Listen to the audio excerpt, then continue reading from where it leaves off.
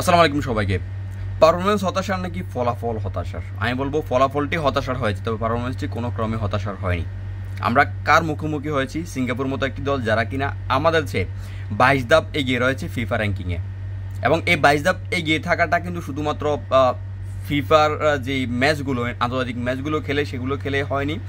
এগুলো খেলার জন্য তাদের যে প্রস্তুতি, তাদের যে অবকাঠামোতে তাদের খেলাটি সেখানে, এবং তাদের যে দল গঠনটি সেটির দিকে যদি আমরা খেয়াল করি, আমরা দেখবো সেখানে তারা খুব সুন্দর একটি দল গঠন করেছে এবং সেই অনুযায়ী তারা পারফরমেন্স করেছে বলে তাদের দলটি বাংলাদেশ থেকে 22 ধাপ এগিয়ে রয়েছে। এবং তাদের ফুটবল অবকাঠামোর দিকে যদি আমরা তাকাই, সেটি বাংলাদেশ থেকে অনেক এগিয়ে রয়েছে এবং সেই জায়গা থেকে খেলে কিন্তু তারা বাংলাদেশের জন্য খেলার প্রস্তুতি বলি বা আন্তর্জাতিক ম্যাচ খেলার প্রস্তুতি, সেই ম্যাচ খেলার জন্য দল গঠন সব কিছু কিন্তু তারা তাদের অবকাঠামো থেকেই করেছে। আর বাংলাদেশ সেই জায়গাটি থেকে আমরা বর্তমান যে পরিস্থিতিতে রয়েছি, ভালো ভালো প্লেয়াররা রয়েছে, ইউরোপিয়ান লিগগুলো খেলা প্লেয়াররা বাংলাদেশ দলে রয়েছে, কিন্তু আমাদের অবকাঠামো কেমন?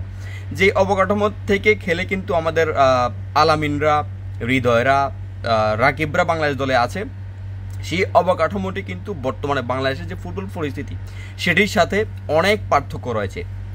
অবকাঠামো কি পরিবর্তন হয়েছে? বাংলাদেশের লিগ যে শিডিউল বলি, লিগের যে খেলা বলি, সেগুলোর কি পরিবর্তন হয়েছে সেটা কিন্তু পরবর্তী যে লিগ আমাদের শুরু হবে, লিগ সিজন শুরু হবে, সেখান থেকে আমরা বুঝতে পারবো। কিন্তু তার আগে আমরা যেটি অতিক্রম করে এসেছি এবং সেখান থেকে এসে আমাদের দলটি গঠন হয়েছে সেটি আমাদের ভাবতে হবে। এর পরবর্তী আমাদের ফ্যানদের যে ভাবনাটি, আমরা একসময় বলে আমরা যা সর্বশেষ 10 বছরের কথা ভাবি, একটি ম্যাচ হলে অনেক আমরা জানতামই না, ম্যাচ পরবর্তীতে হয়তো বা নিউজে বা ফেসবুক পোস্ট দেখে আমরা অনেকে জানতাম ম্যাচ হয়েছে এবং সেখানে আমরা অনুমান করতে পারতাম কি হয়েছে।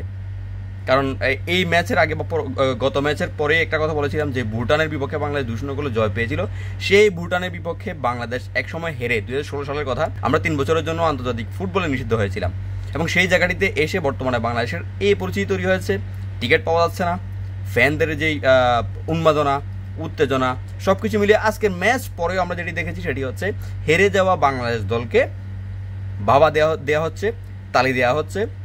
এবং মুখোমুখি যদি আপনারা যদি আলোচনা করেন, তাদের কাছেও দেখবেন অনেকে যখন ফুটবলের যে খোঁজখবর নিত না, তারা কিন্তু বাংলাদেশ দল নিয়ে কথা বলছে। কারণ শুরু থেকে শেষ পর্যন্ত তারা ওই সিঙ্গাপুরের বিপক্ষে লড়াই করে খেলেছে, যারা বাংলাদেশ থেকে 22 ধাপ এগিয়ে রয়েছে, যাদের ফুটবল অবকাঠামো বাংলাদেশ থেকে অনেক অনেক এগিয়ে রয়েছে, যাদের ফুটবল দল গঠন, যাদের ফুটবল ভাবনা বাংলাদেশ থেকে অনেক অনেক এগিয়ে রয়েছে। আমরা কিন্তু নতুন করে একটা শুরু করেছি, আমাদের ভাবনার পরিবর্তন হচ্ছে, আমাদের চাওয়ার পরিবর্তন হচ্ছে, এটি হচ্ছে আমাদের পরিবর্তন, এটি হচ্ছে আমাদের উন্নতি। এবং সেখান থেকে বাংলাদেশ দলের যে খেলাটি, যেটি তারা মাঠে দেখিয়েছে, প্রতিযোগিতা, ক্ষিপ্রতা, জয়ের ইচ্ছা এবং শেষ সেকেন্ড পর্যন্ত আমরা ধারাভাষ্যকারদেরকে বলতে শুনেছি, যখন অতিরিক্ত মিনিট দেওয়া হয়েছিল তখনই তারা বলছিল হয়তো বা এখানেই শেষ, কিন্তু এখানে শেষ হয়নি। এই শেষ যে জায়গাটি, সেই জায়গাটিতেও বাংলাদেশ কিন্তু দুটি ক্লোজ যেই সুযোগ সেটি তৈরি করেছে। এই পরিবর্তনটি বলি, উন্নতিটি বলি, সেটি এই জায়গাটি যেখানে ধারাভাষ্যকাররা বলে দিয়েছিল সেখানে শেষ হয়ে গিয়েছে, কিন্তু সেই শেষটি সেখানে কিন্তু বাংলাদেশ করেনি, বাংলাদেশের প্লেয়াররা করেনি। এটি হচ্ছে উন্নতি। ফলাফলে আমাদের হতাশার হয়েছে, তবে পারফরমেন্সে আমাদের হতাশার হয়নি।